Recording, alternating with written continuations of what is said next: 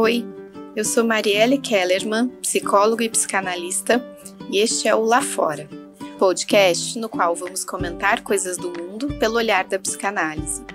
O Pedro e a Vanessa, ambos psiquiatras e psicanalistas, e eu, vamos levar a psicanálise lá fora, fora do consultório, das bolhas, fora do convencional, fora do jargão inacessível, colocando conceitos para trabalhar nos assuntos que nos inquietam aqui e agora.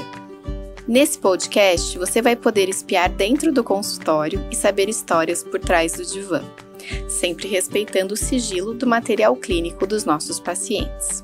Além de descobrir que psicanalistas têm suas loucuras, assim como você. Olá, aqui é o Lá Fora, coisas do mundo sob o olhar da psicanálise. Hoje a gente vai conversar um pouco sobre o quanto você está cansado, o quanto nós estamos exaustos, todos, e que isso talvez não seja algo particular só da sua vida, seja algo maior. E vamos nos apresentar falando sobre o nosso cansaço. Pedro. Oi pessoal, tudo bem? Para falar sobre esse episódio, acho que a gente podia atribuir uma nota a nós mesmos de quanto a gente está cansado hoje, né? Eu sinceramente não sei nem como é que a gente está aqui fazendo esse podcast, que a gente abriu a forceps a agenda para dar conta de fazer isso. Minha sensação é que mais e mais a gente vai se apinhando de coisas para fazer, se amontoando de tarefas, atividades. Mas o engraçado é que isso de fato não vem com um sentimento de coerção ou não vem com um sentimento de obrigação, vem como uma sensação de realização. Até certo ponto, né? Ou junto, sabe? Quais são os seus cansaços? Você é pai. Nossa, eu sou médico, psicanalista. Eu sou pai de duas crianças, agora de 6 e 5 anos, que é a Beatriz e o André. Tem algumas noites em que eles não dormem na nossa cama, assim. Vamos falar sobre isso, vamos falar sobre essa noite. Tenho que levar para a escola, buscar da escola. Eu trabalho, assim, em consultório. Eu dou aula, dou supervisão no hospital, nas clínicas, no contexto de formação de residentes. Eu participo do editorial de algumas revistas de psicanálise. Agora eu faço parte desse podcast. E você veio viajar no sábado para gravar isso aqui. Eu vim viajar no sábado, abrir espaço, tem um grupo de estudos aqui, tem seminário ali e tal.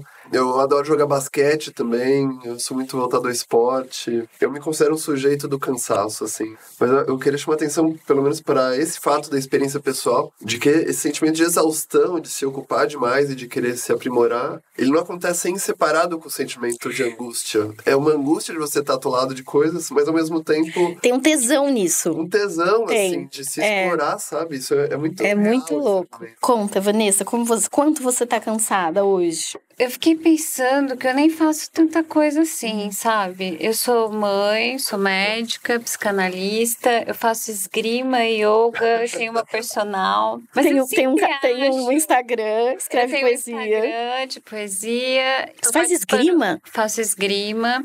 Estou participando da formação de uma sociedade de psicanálise nova.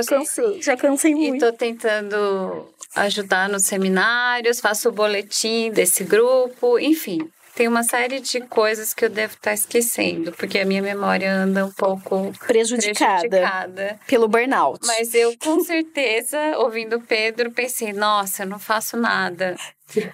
Essa é uma outra fantasia, né? De que faço pouco, né? Eu acho que desse sujeito do desempenho. É uma coisa louca, porque a gente fica ainda insatisfeito, não é? E eu acho que isso é a questão, né? Que ataca o narcisismo, porque tem sempre alguém fazendo mais. Existe postando fotos em lugares. Tipo a gente, estamos postando fotos. Todo mundo acha que a gente é super-herói. Esse é um tema que me toca pessoalmente bastante essa semana. Eu acho que eu nunca trabalhei como eu trabalhei essa semana.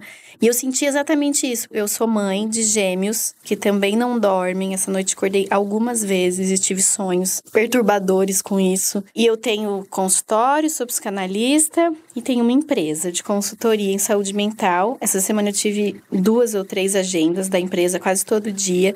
E eu sinto que essa semana eu passei por esses 2 momentos. Quarta-feira eu tava me sentindo, foda. Uhum. Tipo, nossa senhora, olha só, eu tô conseguindo. Tô mandando muito, sabe? Eu acordo às 6, tudo bem. Tem coisa que ficou fora essa semana, não consegui fazer nada de exercício, fiquei menos com as crianças, algumas coisas, mas a sensação de estou dando conta, tô conseguindo, é muito e tô dando conta. Sexta tarde, eu tive uma sensação diferente. Uma sensação em que o cansaço começa a atravessar uma ponte em que começa a dar um mal-estar. E não é um mal-estar físico, porque você pode até ter dormido, é um mal-estar de uma certa angústia. E de uma angústia que você já não consegue descansar, que você não consegue dormir direito, né? E então eu acho que a gente vai falar disso, né? Só para dar um nome da moda, que eu acho que faz sentido, o nome burnout, que é o nome que a OMS recentemente incluiu como doença laboral, uma doença do trabalho. E a gente vai falar um pouco sobre por que estamos tão cansados assim. Porque enquanto a gente fala aqui, eu, Vanessa e o Pedro, a gente pode até se confundir e achar que, ai, que bom, tudo que a gente faz são escolhas nossas e são coisas satisfatórias. E são, né? Estamos aqui entre os muito pouco privilegiados que somos. E tudo isso que cada um falou que faz é porque é uma escolha individual. Mas a que preço? E por que a gente se põe a fazer essa quantidade de coisas que eu tenho a sensação que a semana fica cronometrada, literalmente cronometrada. Você toma um banho pensando, eu tenho 5 minutos para sair. E a gasolina que você tem que pôr. Qualquer passo fica cronometrado, Eu vou ver esse vídeo do YouTube para saber lavar a louça da maneira mais otimizada, poupar o máximo de tempo mais rápido possível. Eu acho que é assim que a gente funciona universalmente hoje em dia. E é um ponto que está dos dois lados do divã, porque eu acho que a gente escuta isso de muitos pacientes, fica cada vez mais frequente, né, dentro desse círculo de privilégio. E é impossível eu não escutar e não se remeter a mim mesmo, em vários momentos de pacientes que têm esse tipo de angústia, né? Porque eu acho que a gente está falando também de mudanças nas pressões inconscientes que cada pessoa sofre ao longo das épocas. Então, quando nasceu a psicanálise, por exemplo, grande parte dos conflitos inconscientes que resultavam em sintomas histéricos, sintomas obsessivos, sintomas fóbicos, eles vinham de conflitos inconscientes a respeito muito da vida amorosa e do campo erótico, assim, da vivência erótica de cada pessoa, o que era permitido e o que era proibido no amor e no desejo, assim. Hoje em dia, eu acho que a gente vive, assim, muito mais, não parece assim, com quem eu posso ficar, com quem eu não posso ficar, que angústia que isso me causa, que impasse que isso me coloca. Parece muito mais assim, olha, abre o aplicativo, você pode ficar com todo mundo. Aliás, você não pode ficar com todo mundo. Você deve ficar com todo mundo e você deve sentir todas as formas de prazer possível. Então, seja feliz e sinta prazer. Não como um convite. Como uma obrigação. Como uma obrigação, como uma agenda agora que você deve cumprir e ser um bom funcionário. E não tem ninguém te apontando para fazer isso. Ou às vezes tem, em alguns casos também tem. Mas principalmente eu acho que eu tô aqui apontando para os casos onde essa pressão vem do sujeito com ele mesmo. Não tem ninguém te coagindo a não ser você mesmo. E essa coação, às vezes é sentido como coação, às vezes é sentido como realização e liberdade, como falou agora a Marielle. O jeito que ela descreveu destaca esses dois tempos. Acho que isso existe, mas eu tenho a experiência de muitas vezes isso tá bem misturado. É igual essas figuras 3D, assim, se você olha de um lado, é realização. Se você olha um passo para a direita, é um cansaço, um esgotamento enorme, né? Então, acho que isso tem muito a ver com os dias de hoje. Então, Pedro, você trazendo essas questões me faz lembrar que nem sempre foi tão confuso assim, né? Antigamente o cansaço estava mais marcado e era mais fácil de detectar, ligado à exploração do trabalho. Isso me lembra um conto do Chekhov, que é um escritor russo que era médico, então ele estava muito em contato com essa realidade social e ele é um contista maravilhoso, exímio, e vai trazer muitas questões nos contos dele. Eu acho que esse assunto do cansaço, tratado nesse conto, que é de 1900, mais ou menos, 1902, talvez, se chama Olhos Mortos de Sono. Eu gosto muito desse título, porque me identifico, né, com esse cansaço, esses olhos mortos de sono. E esse conto é sobre uma personagem, uma babá de 11, 12 anos que trabalhava numa casa e ela fazia todo o trabalho doméstico, ajudava com as visitas e tinha que cuidar do bebê. O bebê da patroa que chorava. E quando essa babá finalmente ia descansar, o bebê acordava e ela tinha que cuidar do bebê. E o Chekhov, que é um gênio, vai contando e vai criando uma atmosfera que você vai se identificando com essa babá cansada, que o sonho dela é dormir. E nisso ela vai tentando achar uma solução e a solução que ela acha no final do conto é spoiler, sufocar o bebê. Ela pega um travesseiro, alguma coisa assim, e mata o bebê. Então, eu acho muito significativa essa imagem, né? Matar o bebê, matar o infantil, matar o ruído, vivo, né? O barulho que nunca para. Por fim, extenuada, concentra todas as energias em todo o seu olhar. Espia para a mancha verde que bruxuleia e, prestando atenção aos gritos, encontra o inimigo que a impede de viver. O inimigo é a criança. Ri. Acha estranho que até então não tenha compreendido uma coisa tão simples. A mancha verde, as sombras e o grilo parecem rir igualmente surpreendidos. A ideia absurda toma conta de Varka. Ergue-se do tamborete e passeia pelo quarto, sem piscar, um sorriso largo no rosto. Está contente e excitada com a ideia de que, dentro de um instante, vais livrar-se da criança, que a deixa amarrada de pés e mãos. Matar a criança e depois dormir, dormir, dormir. Rindo, pestanejando e ameaçando a mancha verde com os dedos, Varka aproxima-se cautelosa do berço e inclina-se sobre a criança. Depois de estrangulá-la, deita-se rapidamente no chão, ri de alegria, porque já pode dormir. E um instante depois, dorme profundamente, como se estivesse morta. E esse conto é bonito porque ele fala de um cansaço. Cansaço é uma palavra muito pequena, né? Para dar conta disso. Porque esse cansaço dessa personagem do conto, ele é um enlouquecimento, né? E eu acho que todo mundo que tem filho pequeno, de alguma forma, se sentiu próximo a esse enlouquecimento, né? Quando a criança não para de chorar e você sente que talvez você não vai aguentar, você não vai dar conta, né? Pelo dia seguinte. Eu fiquei pensando o quanto que esse bebê chorando, a gente pode colocar ele, fazer uma transposição meio selvagem, mas para pensar na internet, nas redes sociais, que elas não param nunca, né? E como isso é barulhento e como tem hora que a gente tem que fazer esse assassinato. Acho que todo mundo que é saudável tem que chegar uma hora que falar, para, eu vou agora desligar o celular. Agora acabou. Porque senão isso fica o tempo inteiro, né? Eu acho que isso também revela uma atmosfera que permite a gente se subjetivar a ser pessoas no mundo de tais formas e nos proíbe de outras formas. Isso está no caldo cultural e dentro da nossa vida inconsciente também. Por exemplo, o que é proibidíssimo você dizer hoje? O que não é aceitável que você nomeie e fale sem que alguém queira te corrigir ou te consertar? Dizer que você se sente cansado, ou dizer que você está triste, ou dizer que você está com algum tipo de problema.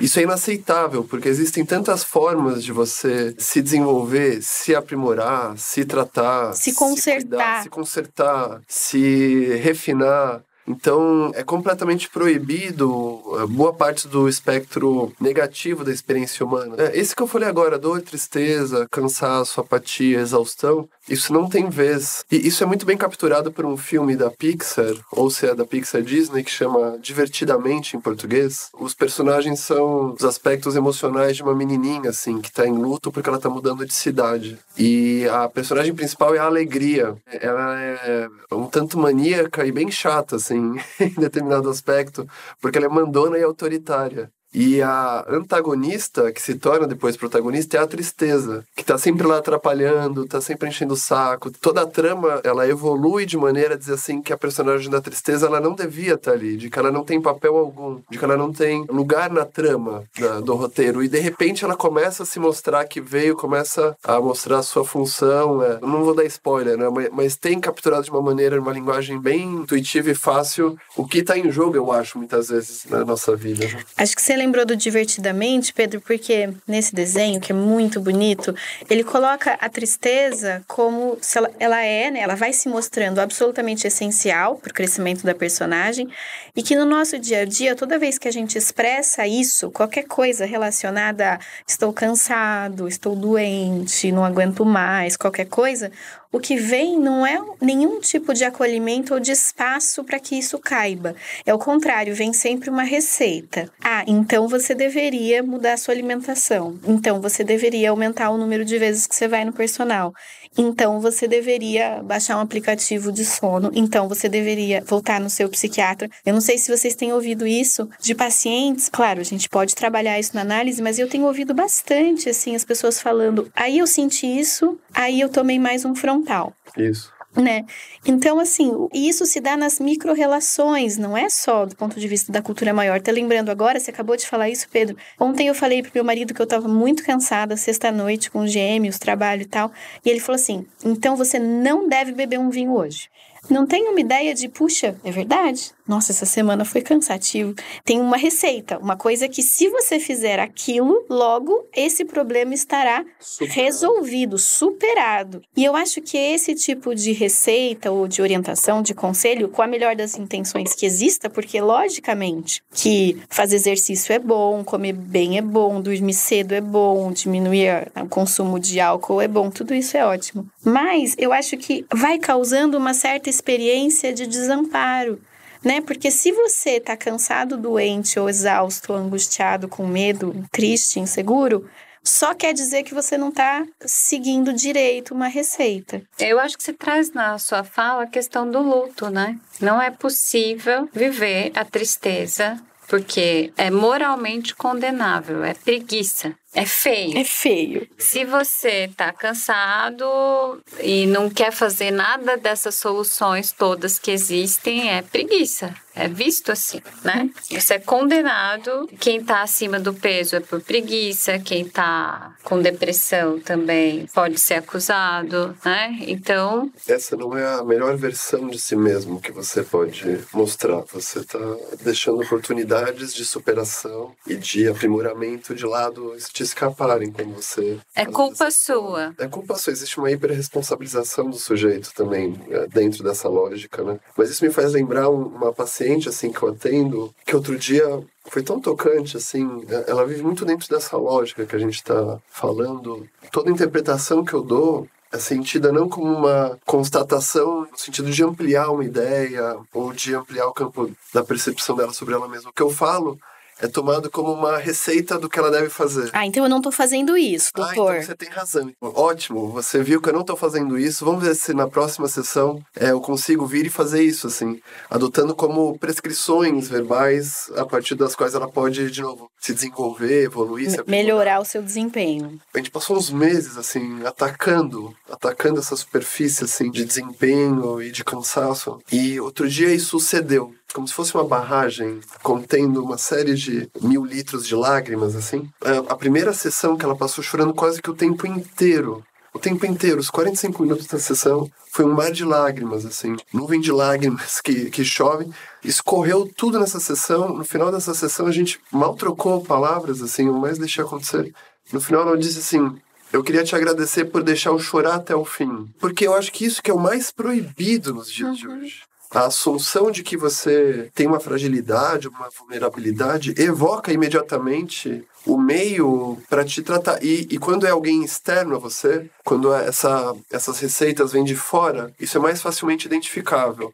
Porque diz, é claro que sua melhor amiga te trata desse jeito, seu pai, sua mãe. Mas o ponto é que a gente vai vivendo de uma maneira que a gente absorve essas cobranças e elas se tornam pressões inconscientes do sujeito com ele mesmo. Essa moça, não tem ninguém apertando ela. Os pais já acharam que ela superou em muito, assim, qualquer tipo de plano e sonho que eles tinham para ela. É ela com ela mesma que não se deixa em paz. Se ela tem alguma atividade que ela precisa fazer, que não se refere à curadoria da marca dela, de quem ela é, do poder que ela tem no trabalho dela, ela sente uma culpa terrível. Esse sentimento de culpa revela essa cobrança inconsciente que é do sujeito com ele mesmo, né? Então fica mais difícil de você distinguir de onde está vindo isso, né? E esse momento da sessão, o momento onde isso cede um pouco e vem de novo uma vivência que não tem a ver com performance. Se bem que ela quis dar uma conotação meio americanizada, assim, que lembra esses programas realities americanos de aquele dia que eu chorei até o fim e agora eu dei a volta por cima.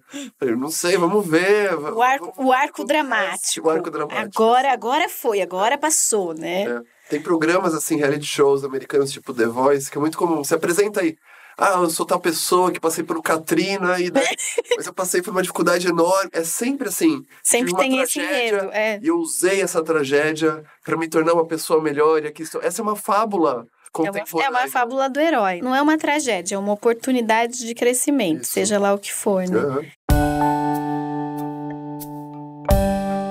Eu fico pensando, né, o nosso lá fora aqui é pensar como que a psicanálise pode ser uma categoria de pensamento útil e fértil para pensar essas coisas. Às vezes eu tenho a impressão que o paciente chega numa sessão e fala: hoje eu tenho que falar de tal coisa. E você sente que existe uma pressão, uma demanda de que aquilo seja resolvido. Porque estamos ali para resolver aquilo naquele momento. Afinal, não temos tempo a perder, né? E uma coisa que eu tenho gostado muito de falar é falar assim: olha, eu te convido a gente não ter pressa. Te convido a que a gente ainda não sabe. Que tem coisas que tem um tempo, né, de amadurecimento.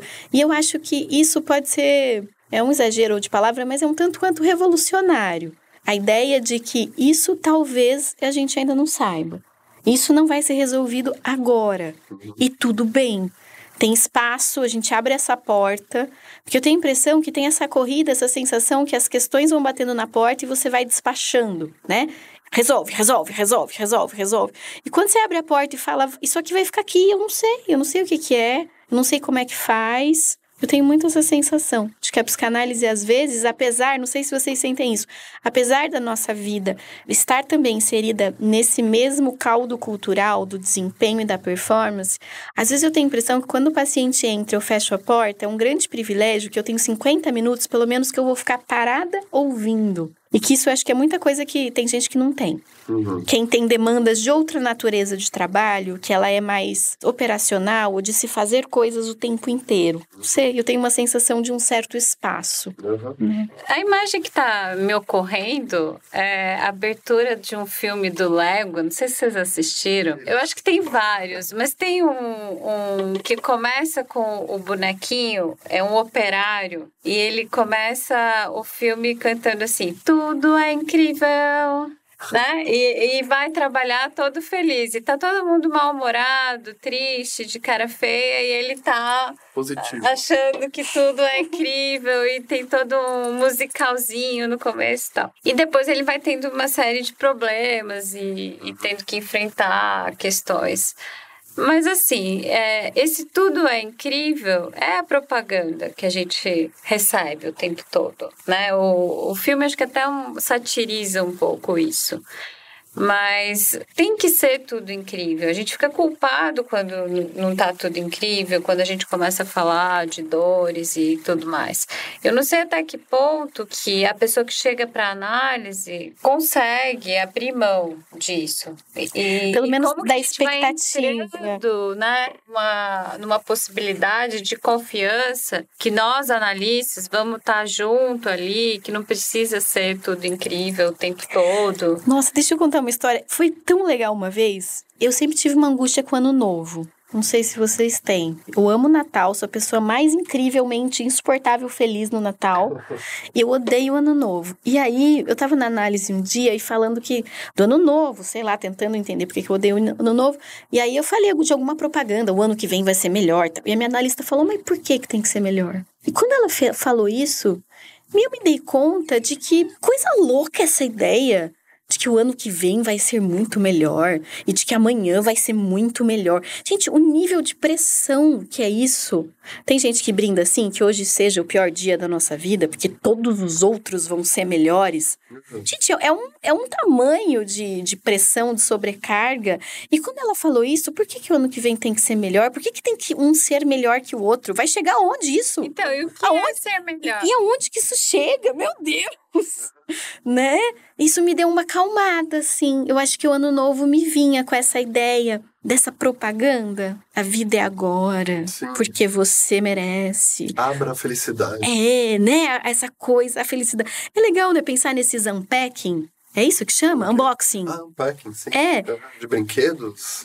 De tudo, né? Porque todo... De comida, de bolsa, de sapato, né? Acho que cada nicho comida fitness da internet tem o seu... Eu não sei, chama unpacking ou unboxing? Unboxing. Eu acho que é, né? Que é chegando alguma coisa que vai te trazer a grande felicidade. não é? Depois daquilo tudo vai ser incrível. Então, no livro do Freud, O Mal-Estar na Civilização, ele vai falar que a gente não consegue abrir mão de buscar a felicidade, né? É uma característica humana. Eu fico pensando que... E ele também fala no Mal-Estar da Civilização, em que ele fala que... É uma frase de um poema do Goethe, que ele cita, que é um verso que fala: nada mais é insuportável do que uma sucessão de dias belos. Uhum. Então ele diz também que essa felicidade que se supõe plena, essa palavra as pessoas gostam, né? Plena, plenitude, ela também é insuportável. A gente não sustenta. Porque o Freud também diz nesse texto em que a nossa capacidade de sentir alegria ou sentir prazer, ela está apoiada no contraste. A gente se sente bem quando a gente sabe o que é se sentir mal. A gente sente prazer quando a gente sentiu desprazer. Então, essa plenitude, essa suposta ideia de que alguma coisa está pronta e que próximos anos sempre vão ser num patamar de mais felicidade, mais sucesso, mais alegria, mais sei lá o quê, primeiro que não existe, e a nossa Constituição não é assim. A gente não sente as coisas dessa forma.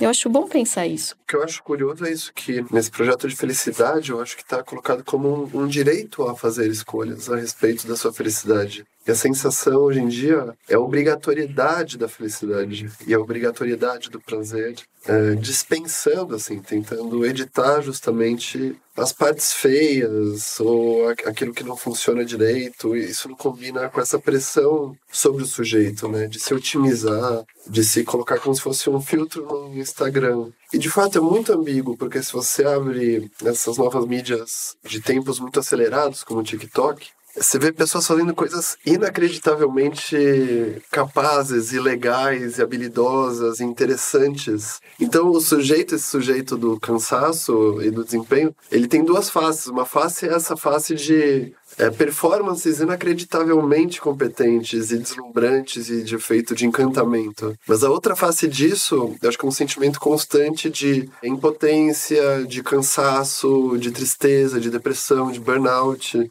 Se você pegar todas as métricas de saúde mental, os números de depressão e burnout estão estourando antes da pandemia. Acho que isso tem um fator de confusão também com a chegada da pandemia. Mas se você acompanhasse as curvas antes disso, isso já estava em jogo. E tem um número que sempre me marca muito, assim, que é um número que para mim está muito relacionado a essa ambiguidade do sujeito que faz coisas incríveis, mas que arca com um custo também muito pesado, traz algum tipo de informação a respeito da casa que a gente está construindo para a gente habitar hoje em dia, né? E também acho que também é oportuno para a gente dizer do projeto terapêutico, assim, analítico da psicanálise, que eu não sei se soa como se, quando a gente traz essas questões, a gente se pusesse no lugar de eu vou fazer esse sujeito desistir de ser dessa forma. Talvez a psicanálise seja um lugar mais de dar nome aos bois, de você poder se reconhecer em certas dinâmicas que te são ao mesmo tempo prazerosas e angustiantes, assim, de realização e de prisão / sofrimento. E se você quiser continuar lá, você que continue, assim, até o fim. Eu acho que talvez o que marca o nosso vértice de escuta não é propriamente um projeto tão terapeutizante, assim, em cima disso, como se fosse fazer esses programas da GNT antes e depois, assim, antes essa pessoa se matava, agora ela está numa rede tomando coco na praia. E desistiu. Não é isso, a psicanálise não é isso, assim. Desistiu do trabalho. Foi vender minhas artes na praia. Isso, não. Quebrou e agora sente paz de espírito, mas tá todo ferrado. Não é isso, assim. Acho que absolutamente é fazer a pessoa poder perceber pressões que acontecem sobre si e que antes não eram percebidas. E a partir do momento que você tem a representação dessas forças que te movem, não só externamente no lugar onde você vive, mas dentro de quem você é, eu acho que isso é transformador em si. Cada um vai tentar fazer com isso o que puder ou o que quiser, assim, também, né?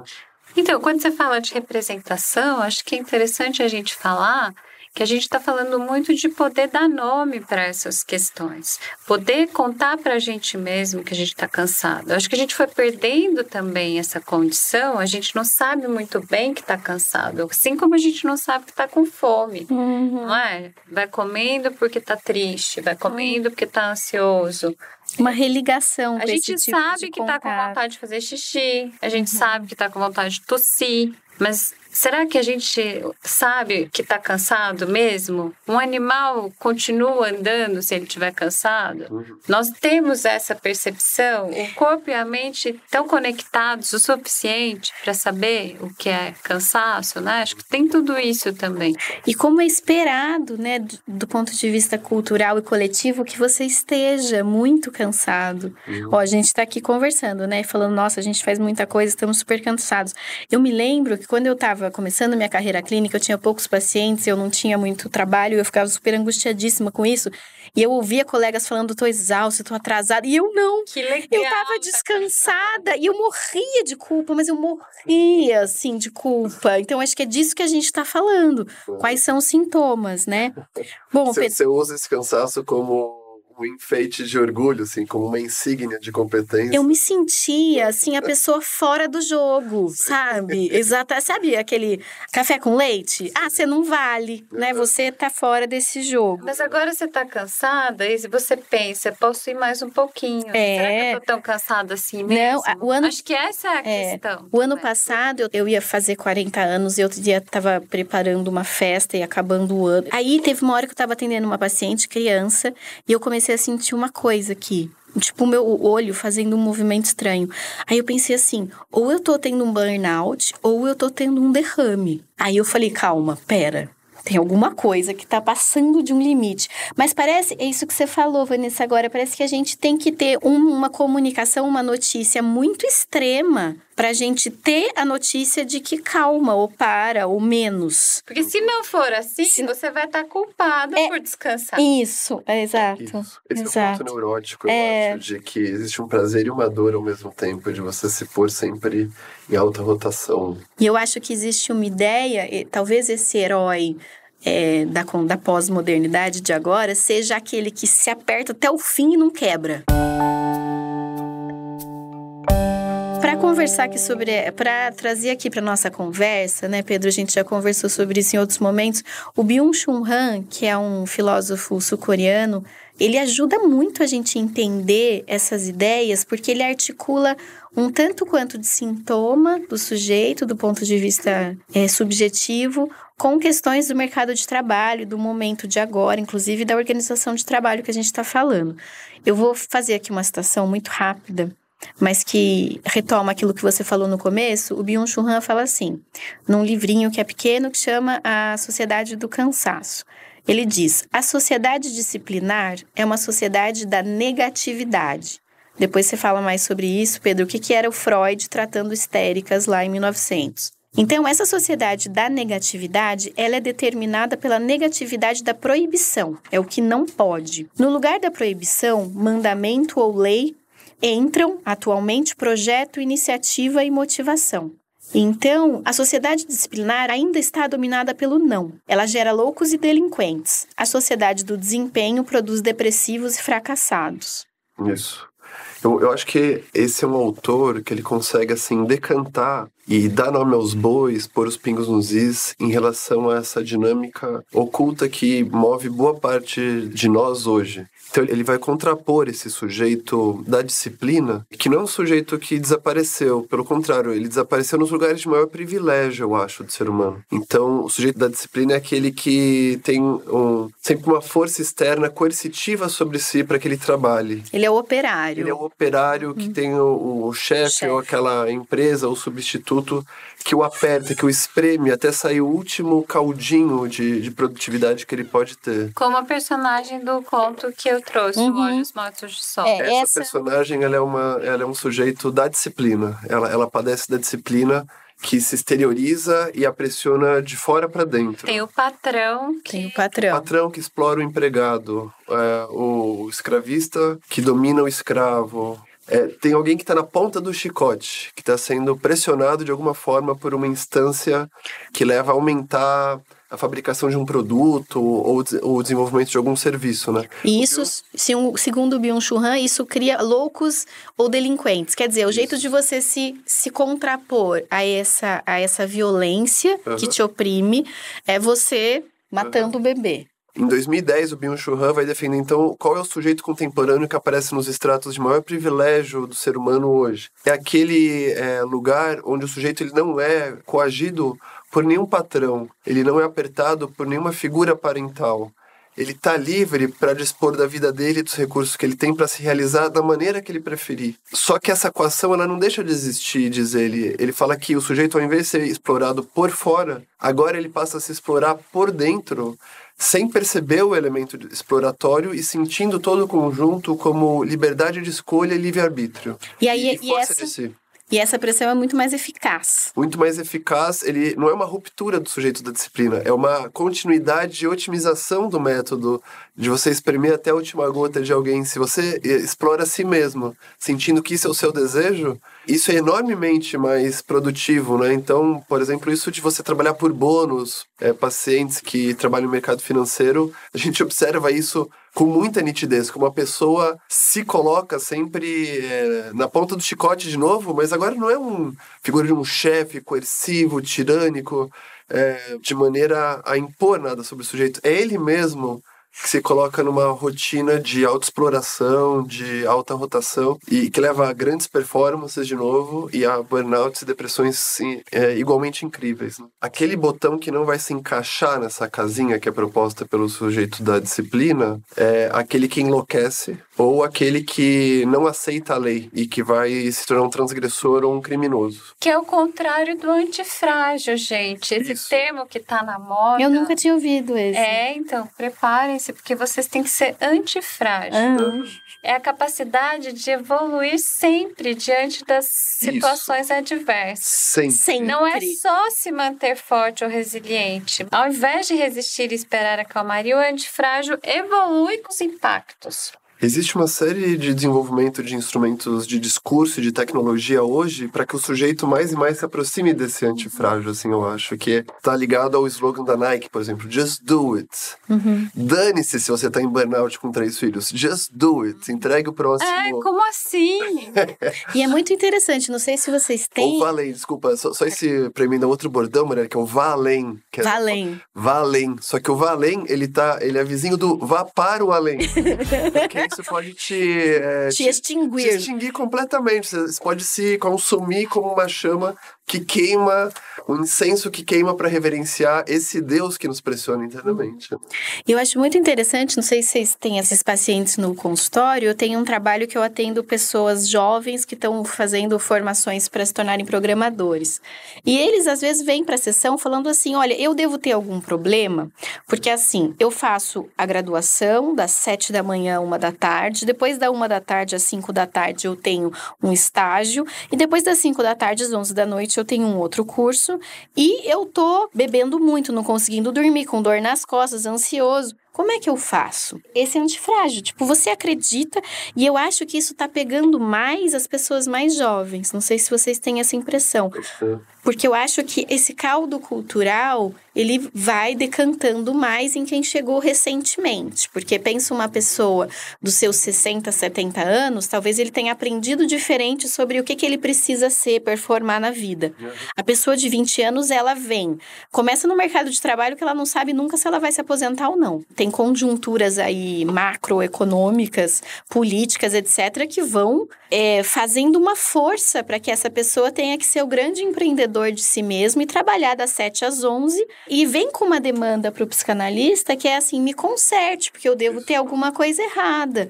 Né? Se eu não consigo produzir e trabalhar 16 horas por dia sem sintoma, como se fosse uma máquina, né? Se você me der um Venvance, talvez eu consiga dormir 1 ou 2 horas a menos. Esse sono deve ser patológico. Eu durmo 5 horas por noite e me sinto cansado. Por quê? Não Ritalina, não Venvance. Não é questionado o sistema dentro do qual a pessoa está. E, de fato, o mais curioso é que as medicações podem fazer isso, fazer esse efeito. Até um certo ponto, né? Ao mesmo tempo, vão surgindo pessoas questionando e tentando reverter isso, né? A psicanálise tenta contribuir. Eu acho que esse conceito da psicanálise de aqui e agora... Aqui agora foi o precursor do mindfulness, né? Exatamente, eu ia chegar no mindfulness. O Bion foi o cara que inventou. do mindfulness, porque o bio é adorado. E pelo jeito a gente tem críticas aqui, pelo tom da Marielle. Eu não sei o que é isso, gente. Eu nunca, pelos nossos preconceitos, admito, não sei bem o que é isso, mas eu sempre penso no bio, porque... Quando o tempo cruza com o espaço. É isso? Não, eu vejo assim, acho bonito. Não, porque eu acho que faz todo sentido. Tem a ideia de uma presença, né? Porque sempre que você tá correndo atrás de alguma coisa que ainda você não tem, você não tá presente. Tem algum deslocamento, né? Eu tô aqui, mas eu devia estar lá. Eu devia trabalhar mais para ganhar o bônus. Eu devia entregar mais horas. Eu devia fazer mais exercício. Eu devia mais sei lá o quê. Então, aqui agora, ele é revolucionário nessa lógica. Né? Por isso que eu acho que quando o paciente entra, a gente tem 50 minutos em que a gente só vai ouvir só, entre aspas, porque a gente não está fazendo 6 coisas ao mesmo tempo, né? Eu acho que tem uma parada nessa corrida. Eu achei impressionante, Pedro, você falou de um paciente que fazia 2 calls ao mesmo tempo, um com um fone em cada ouvido. Sim. Então, tudo que ele faz precisa se referir ao crescimento dele mesmo como uma empresa de boa gestão e de boa saúde administrativa. Que nada se gaste, nada se perca. Jogar videogame por jogar, isso é um desperdício de verba, é um desperdício de recursos humanos, que é ele mesmo. Então, se ele joga videogame com ele mesmo, isso dá uma culpa terrível nele. Se ele joga videogame dentro do sistema de um campeonato da empresa dele, em que os funcionários participam para gostarem, para depois trabalharem melhor, isso é investimento do capital humano. É a mesma atividade, mas uma não é cuidar do capital humano e a segunda é cuidar do capital humano. Então, eu acho que uma sessão de análise hoje, ela tem o potencial de ser revolucionária contra essa lógica. Mas isso não garante que isso vai acontecer. Não. Porque tem, por exemplo, aquelas sessões que funcionam como taxímetro. Que o paciente diz assim, eu tô pagando. Vamos lá. Resolve. Você não vai resolver? Tem uma pressão sobre nós projetada, porque no fundo é uma pressão sobre si mesmo. Mas eu acho que pode haver pelo menos um corte ou um buraco quando a gente, só da gente falar, a gente não está aqui para resolver isso hoje, já é um levantamento dessa engrenagem, né? Já é uma coisa, calma aí, peraí. Existe uma possibilidade de não estar correndo atrás de alguma coisa? Sim. Né? Eu acho que a possibilidade, de novo, de dar o nome certo das coisas é o nosso métier. Porque uma vez que certos elementos, certas dinâmicas são faladas, que a palavra se ajusta a uma experiência vivida, mas nunca antes pensada ou refletida, isso tem um potencial assim, de abertura, da pessoa poder se enxergar, né? Tem várias fábulas, histórias infantis ou histórias adultas que tem esse tipo de roteiro. Tem um personagem mágico muito poderoso que ninguém sabe o nome dele. E quem descobre o nome dele, tira dele todos os poderes e toda a fantasmagoria, todo o clima de medo, toda a força, né? O primeiro que me ocorre é aquele que a gente falou outra vez também, que é o Rumpelstiltskin, que, se não me engano, é dos irmãos Grimm. E é um nome difícil de falar. É difícil, só que daí quando alguém fala, já sei seu nome, é Rumpelstiltskin, dele... Você drenou meus poderes, agora eu só me tornei, sei lá, uma figura do folclore alemão, sei lá. Mas ele perde a força de pressão. E eu acho que com dinâmicas inconscientes é parecido. Você não deixa de ser exatamente quem você é, mas o fato de que você pôde dar nome, de novo, colocar os pingos nos is, em si já é um ato de freamento de certos curtos-circuitos que estão girando sem parar e que a gente não percebe. E às vezes sem ligação, né? Isso que você falou, Pedro, eu acho que é muito importante. Não é que você vai para análise ou a gente lê esse tipo de crítica do Byung-Chul Han e fala, então tá bom, então tá tudo errado, vamos pra praia tomar um coco, né? Não necessariamente. A ideia é que você possa pelo menos ligar. Eu tenho um paciente desse tipo de alta rotatividade, ele é muito inteligente, muito rápido e ele performa muito. E ele tem todos os sintomas junto com isso, né? Então, que você ligue. Ok, você quer trabalhar desse jeito, isso custa isso, né? E a pessoa pode fazer essa escolha e cuidar disso de uma forma que for possível ou melhor para ela. Eu acho que uma das consequências disso tudo é o sacrifício da experiência de você conseguir esquecer de você mesmo. Porque tem algumas situações, sei lá, outro dia eu estava na praia só olhando o mar e as crianças estavam brincando em outro lugar e eu estava ali com um drink parado com minha esposa e de repente eu perdi a noção do tempo. Quando eu vi, eu tinha me esquecido de mim, eu tinha meio que me confundido com o mar. Como se você virasse mais ou menos o objeto que você está observando. Isso chama contemplação. O estado contemplativo, ele, por definição, não pode ser produtivo e não pode ser acelerado. E não é em torno de eu me cuidar como a empresa e a corporação competitiva e de performance que eu sou. Por uns minutos, eu sumi. A ideia de Pedro, como eu me represento, foi embora. E o que existia era o mar. E depois achei tão gostoso isso. Eu tentei reproduzir, mas não deu certo. Porque daí eu tentei fazer como se você comprasse um produto pela Amazon. Então, daí não funcionou. E é bonito isso que você está falando. E eu acho que a lógica dessa sociedade do desempenho, ela tenta sequestrar isso como autocuidado. Então, qual é o seu momento de autocuidado, né? Fazer yoga, fazer maquiagem, fazer um meditação. Aí vira um outro produto. E não é isso, né? Não tem como ser assim. Então, eu tô pensando que a gente tá conversando e não tá ficando talvez muito claro a serviço do que tá isso, né? Porque tem uma culpabilização desse sujeito que não consegue não ser assim, como se fosse responsabilidade também unicamente do sujeito. Quando a gente fala, eu acho que eu fico muito com essa impressão. E a gente está falando de uma lógica muito maior que está por trás de tudo isso. Vocês falaram dessa uberização, de ser o empreendedor de si mesmo, essa alta performance, o desempenho. Vamos conversar um pouco, talvez, sobre isso. A serviço do que está isso? Sim. Eu queria marcar, já que você levantou isso, Vanessa, que isso tem a ver com o nascimento e a proliferação da mentalidade que a gente chama hoje em dia de neoliberal, que nasce em resposta aos coletivismos assim da guerra, o perigo do nazismo e do comunismo russo também, os dois totalitarismos que aconteceram aí no século passado. E uma série de economistas se reúnem e tentam dar uma resposta para isso. A resposta para isso é que cada indivíduo cuide de si mesmo. É como se fosse uma vacina, um antídoto contra sistemas coletivistas que tornem a liberdade do indivíduo. Então, houve uma aposta redobrada de alguns teóricos de que o indivíduo deve se manejar, se cuidar, se gerenciar, se administrar. Isso tinha uma aposta de liberdade, né? Que faz sentido, né? Mas o que a gente vê nas vidas individuais é que não tem mais um Stalin, mas tem um em cada um, né? Então, seria liberdade até o ponto em que o mercado não se apropria disso como algo para gerar mais lucro. Isso. A gente se torna mais, de novo, acho que a ponte aí é aquele conceito de capital humano. Porque capital humano é o conjunto de habilidades, conhecimentos, inspirações, leituras, prazeres que favorecem o trabalho e a produção de valor econômico. Esse é um pilar. E tudo que está fora disso deve ser extinto, né? Ou não tem a mesma importância, assim. Ou quer dizer, tem a sua importância, mas a ênfase do mundo contemporâneo vai ser colocado, eu acho que nesse tipo de racionalidade hiperprodutivista e de mais e mais importância do eu, que o eu se cuide, que o eu se desenvolva, que o eu se aprimore, que vá além.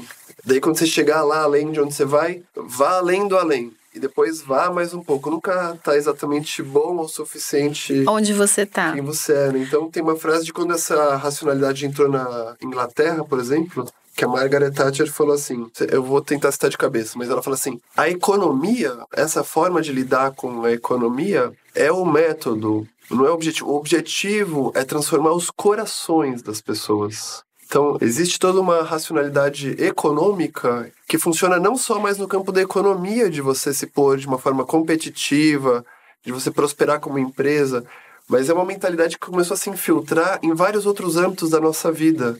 Acho que esse que é um grande salto e que está um pouco no pano de fundo disso. Mas eu não sei se eu estou sendo muito leviano também de responder de bate-pronto assim o que você falou. Acho que talvez essa coisa do neoliberalismo merece todo um outro episódio que a gente vá caminhando e encontre, assim, dê as mãos para o sujeito do desempenho lá na frente. E só para a gente, então, encerrar, o Byung-Chul Han, ele fala nesse texto que a psicanálise não pode dar conta desse tipo de sofrimento pós-moderno da sociedade, né, do sujeito do desempenho. E para retomar o que o Pedro falou no começo, que a sociedade disciplinar antes ela era marcada pela proibição e pela negatividade. Então, se a gente for pensar nos pacientes que o Freud começou a atender em 1900, as histéricas, elas eram as mulheres que estavam impossibilitadas de admitirem o seu próprio desejo. E agora é o contrário, é essa obrigatoriedade de realização de desejo, né? Mas uma coisa que eu pessoalmente discordo do Byung-Chul Han é que a gente está aqui sim podendo dar uma resposta do ponto de vista da psicanálise para esse sujeito. Mesmo que o sofrimento e o sintoma não sejam o mesmo, a possibilidade de pensar segue operando como algo que eu acho que ainda é vivo. Sim. Da psicanálise como uma resposta para essas questões da cultura. E eu acho que a psicanálise, você estar junto com alguém que está dedicando aquele tempo para pensar suas questões, né? O analista que está ali abrindo mão do narcisismo dele, eu acho que essa é uma experiência. Abrindo mão no sentido de que, ok, vou voltar minha mente para o paciente, vou estar com outra pessoa. Isso é uma experiência que talvez cada vez mais rara, né? De alguém usar o tempo para cuidar junto do outro, né? Mesmo entre pais e filhos, essa é uma experiência cada vez mais rara. Sabe uma coisa que me irrita? Eu costumo não gostar desse tipo de coisa que você acabou de falar, porque eu tenho uma impressão um pouco apocalíptica e naquela linha do tipo, antes que era bom, né? Não, e eu acho que não. Mas sabe uma coisa que me irrita muito? E aí eu observei meu incômodo e me corrigi? O acelerar as mensagens de WhatsApp. Isso é uma coisa que me incomoda lá no fundo do meu coração. Porque eu fico pensando, caramba, se você não pode ter 2 minutos para ver uma mensagem que um amigo seu te mandou, uma coisa é mensagem do trabalho, sei lá o quê, eu acho que é muito válido. Mas eu fico pensando nisso, nesses dispositivos técnicos do mundo digital que falam a respeito dessa produtividade, desse desempenho. Porque se eu ouvir 3 minutos de áudio, é um tempo que eu estou perdendo. Então, eu acelero para 1 e-mail ou para 2, porque aí eu diminuo o tempo do outro. O outro ocupa menos, né? O menos, qual é o menor tempo possível que o outro pode ocupar na minha cabeça para que eu ainda consiga entender o que ele está falando, né? Isso é uma coisa que me incomoda mesmo. E você que está ouvindo o podcast, você está ouvindo para se aprimorar? Está cansado de encaixar uma coisa atrás da outra para tentar se desenvolver enquanto você dirige para o trabalho? Brincadeira, pessoal. É mais ou menos brincadeira porque eu faço isso. Sim, claro, todos nós fazemos. Então, até a próxima. Até.